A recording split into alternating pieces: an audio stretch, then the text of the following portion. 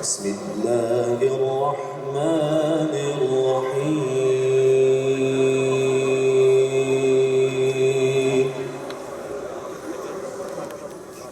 لقد كان لكم في رسول الله أسوة حسنة لمن كان يرجو الله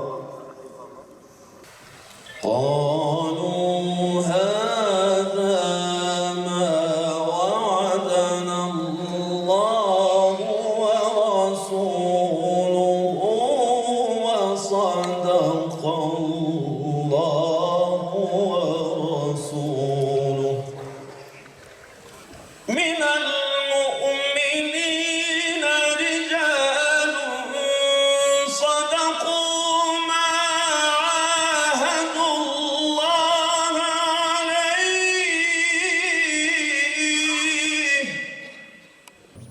Diriliş neslinin Ahmet Üstünde belirttiği gibi o diriliş cephesinin bir eri, bir savaşçısıdır. Karakoç, dirilişin önce ruhla gerçekleşeceğine inanmıştır.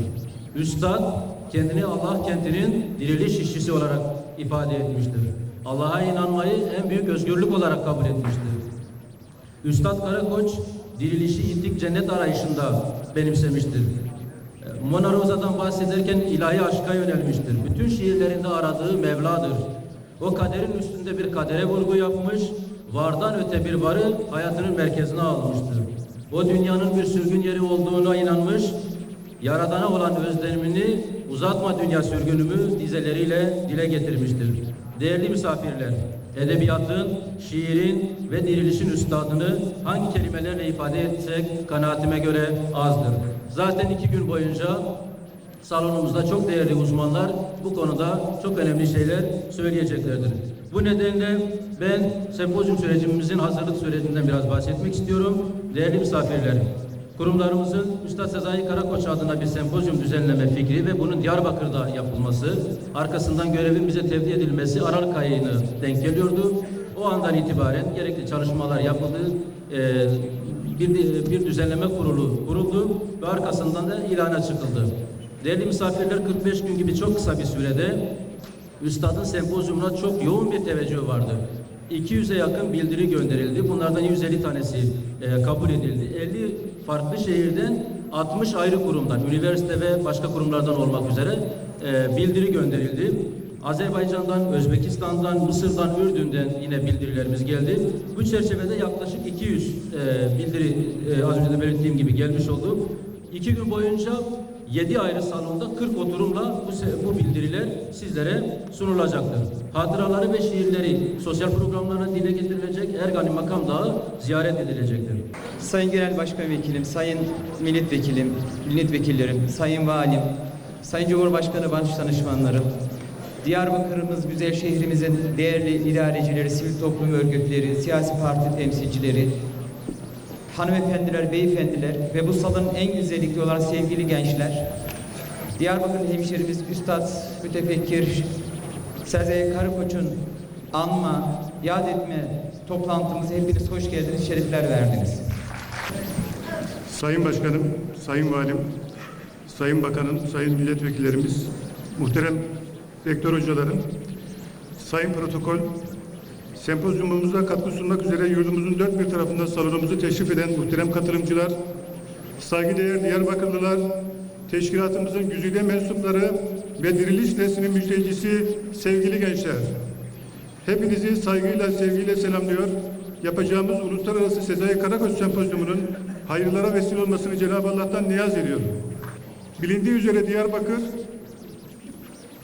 Halid bin Velid komutasındaki İslam ordusu tarafından 27 Mayıs 638'de fethedilmiştir. Bu vesileyle Diyarbakır'ın fethinin sene-i devriyesi mübarek olsun.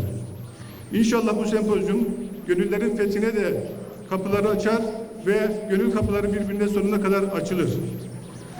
Sayın Genel Başkan Vekilim, Sayın Bakanım, Sayın Valim, Sayın Milletvekillerim, saygıdeğer eski YÖK Başkanım, Cumhurbaşkanımızın baş danışmanı ekibinden dostlarımız, kıymetli akademisyenler, kıymetli Diyarbakırlılar, hepiniz sempozyumumuza hoş geldiniz. Ben de sadece huzurlarınıza bir teşekkür etmek için çıkmış bulunmaktayım. Üniversitelerle ilgili temel eleştirilerden bir tanesi toplumla arasındaki bağın eksik olması idi. YÖK Başkanımız burada kendi başkanlığı döneminde bu konuda ciddi gayretler sarf etti. Bugün de bu toplantı Ekta Hocamızın bu çabalarının doğal bir sonucu olarak kamu kurumları, üniversiteler, sivil toplum örgütleri, entelektüellerin hep birlikte icra ettiği bir sempozyum olarak karşınızda. Bu tür sempozyumların sayısının artmasını temenni ediyorum. Üniversitelerin topluma katkı verecek bu tür projelerin sayılarının artmasını temenni ediyorum. Ben de sempozyumun organizasında emeği olan Diyarbakır Valiliğimize, Diyarbakır Büyükşehir Belediyesi'ne, kurucu genel başkan olmaktan onur duyduğum Cihan Numa Derneği'ne, Dicle Üniversitesi rektörüne ve akademisyen dostlarımıza, rektör bulunduğum Ankara Hacı Bayram Veli Üniversitesi'ndeki katkı veren hocalarımıza sonsuz teşekkürlerimi bir borç biliyorum. Ayrıca bugün bu salonu dolduran değerli Diyarbakırlı dostlarımıza bizi misafir ettikleri için şükranlarımı sunuyorum. Sempozyumumuzun düzenleme ekibinin hayal ettiği gibi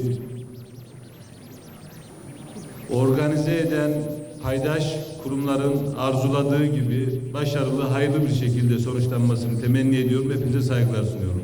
Bütün misafirler çok hoş geldiniz. Sefalar getirdiniz. Sevgili gençler, hepinizi sevgiyle, saygıyla selamlıyorum. Sempozyumun hayırlara vesile olmasını temenni ediyorum.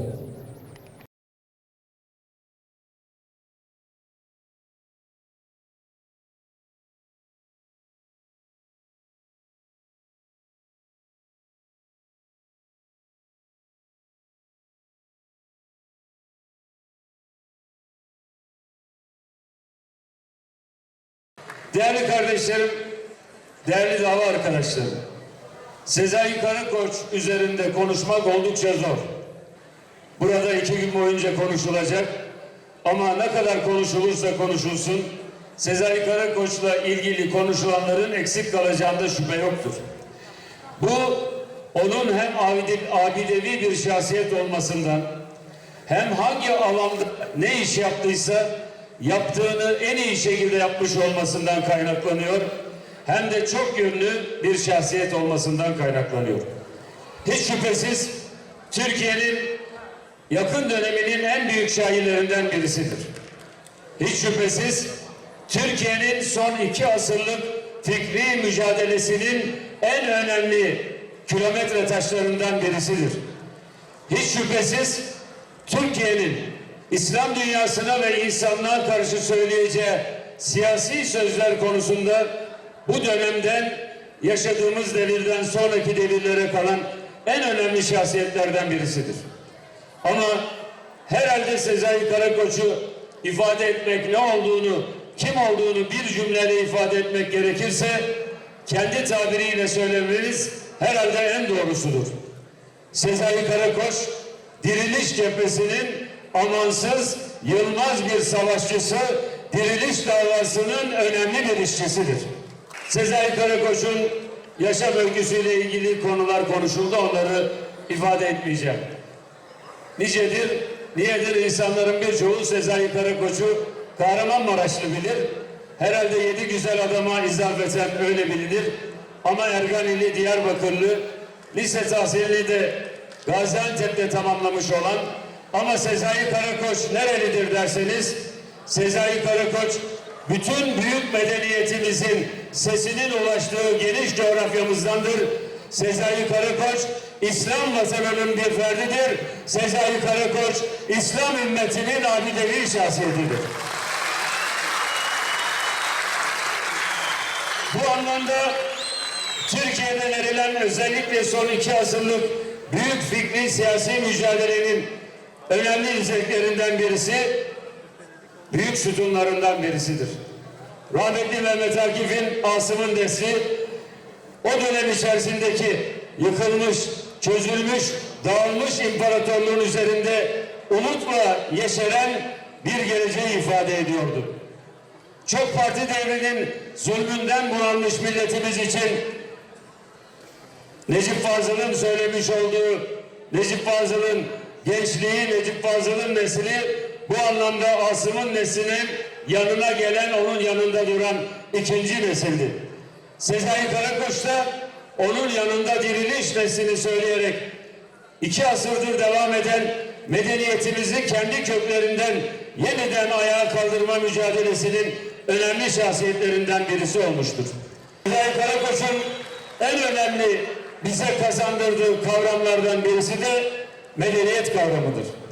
Son zamanlarda çok sıkça konuşularak ve bu anlamda da belki değeri azaltılarak gündeme gelen medeniyet kavramını tam manasıyla kendi medeniyet köklerimiz üzerinden yeniden dirilmek olarak ifade eden Sezai Karakoç aslında İslam medeniyeti davasını da Türkiye'de ve bütün dünyada güçlü bir şekilde yerleşmesine vesile olmuştur. Biz neyiz? Biz sadece bir ırktan ibaret değildir.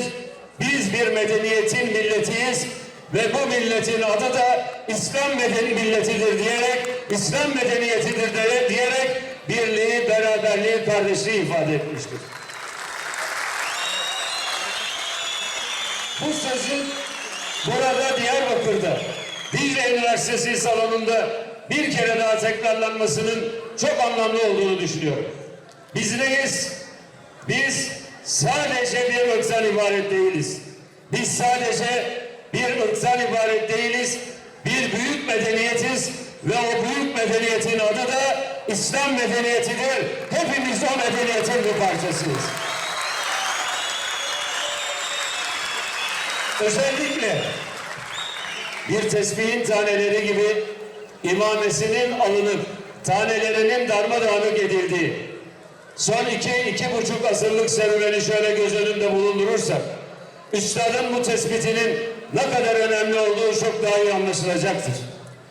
Hele son zamanlarda eski emperyalist politikalara rahmet okutan neo-emperyal tezlerin coğrafyamızı ne hale getirdiğini, İslam dünyasını ne hale getirdiğini çok güzel bir şekilde analiz edersek bu sözün, bu tespitin ne kadar önemli olduğunu görürüz. Bu coğrafyada yaşayan insanları ırklarına göre, mezheplerine göre, meşreplerine göre, dillerine göre ayırarak aralarına husumet tohumları ekmek ve birbirinden ayrıştırmak isteyenlere en güzel cevabı veren şey budur.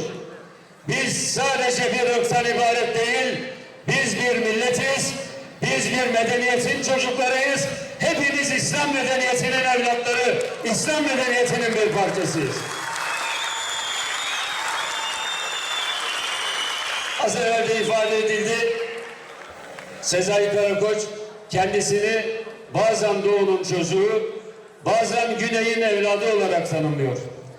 Evet, 6 çocuğunu kaybetmiş bir babanın hatırasından kendisini kurtulmuş bir 7. çocuk olarak, yani Doğu'ya ait, bu topraklara ait, bu medeniyete ait olarak birisi olarak tanımlıyor ve kendisini bir sütun olarak ortaya koyan o ifadeleriyle kendi olmayı, özgün olmayı, değerlerimiz üzerinde yükselmeyi önemsediğini ifade ediyor. Bunu söylerken az evvel de ifade ettim. Sezai Karakoç'un zihin dünyasında, bilgi dünyasında ve onun ufkunda Batı medeniyeti toptan reddedilmiş, kenara bırakılmış bir şey değildir. Batı bu anlamda birikimiyle istifade ettiği, tecrübesiyle istifade ettiği insanlığın medeniyet birikiminin önemli bir parçasıdır. Ama Sezai Karakoç'un gözünde Batı medeniyeti eskide kalmış, geride kalmış, başarısız olmuş ve artık yavaş yavaş vakti dolmuş olan bir medeniyettir. Vakti gelmiş olan, söz sırası gelmiş olan ise İslam medeniyetidir, İslam coğrafyasıdır. Bu anlamda Brodel'in İslam'ın 3. büyük çıkışı olarak iki büyük çıkışından bahsediyor. Tabiri caizse Sezai Karakoç da İslam'ın 3. büyük çıkışının müjdesini veriyor. Bunu yaparken de eleştirdiği Batı bireyselleşen ve sekülerleşerek manevi olanı hayattan kovan, dine ait olanın, manevi olanın değersizleştirildiği bir Batı dünyasıdır. Bütün bunların üzerinde uzun asırlar boyunca geri kalmışlığımızın faturasını kendi medeniyetimize geçen Batı karşısında yenilgi duygusu içerisinde gözleri kamaşmış olan insanlara inat, kuruklara inat, Basu Badel Mevt fikri üzerinden, yani yeniden diriliş fikri üzerinden tabiri caizse küllerimizin üstündeki, korun üstündeki külleri üfleyerek bu milleti ve gençliği yeniden ayağa kaldırabileceğine inanan büyük bir diriliş işçisi, büyük bir diriliş savaşçısıdır. Bu anlamda İslam dünyasına karşı eleştirileri de asla yabana atılacak eleştiriler değildir.